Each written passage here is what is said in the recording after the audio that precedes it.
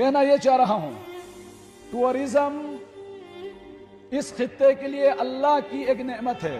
Tourism industry opportunity ہے، لیکن tourism کے شیلٹر پر چرس کی ریل پیل، شراب کی ریل پیل، بے حیائی کی ریل پیل اور ناجائز منافع خوری کی ریل پیل ایکسپٹیبل نہیں ہے۔ یہ ٹورزم کو آلودہ کرنے والے عناصر و ایلیمنٹس ہے۔ ہمیں سالم ٹورزم قبول ہے، وہ اللہ کی نعمت حفاظت کریں گے۔ مریض ٹورزم، ننگی ٹورزم اللہ کا عذاب ہے، جس نے اندلس کو تباہ کیا، بلتستان و گلگت کو اگر ہم بیدار نہیں ہوئے تو ہماری غیرت و حیا کو بھی تباہ کرے گی۔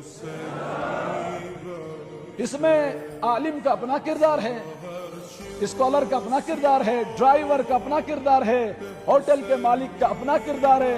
یہاں ہم چیخ چیخ کے گلے پھاڑ دیں، اگر ہوٹل کا مالک، وہ ٹیکسی ڈرائیور، وہ ٹرانسپورٹ فراہم کرنے والا، وہ ٹورزم کو سپورٹ کرنے والا، سیول گورنمنٹ ٹورسٹ کو آداب سالم ٹورزم کے نہیں بتائے گی تو ہماری کوششیں ضائع ہوں گی۔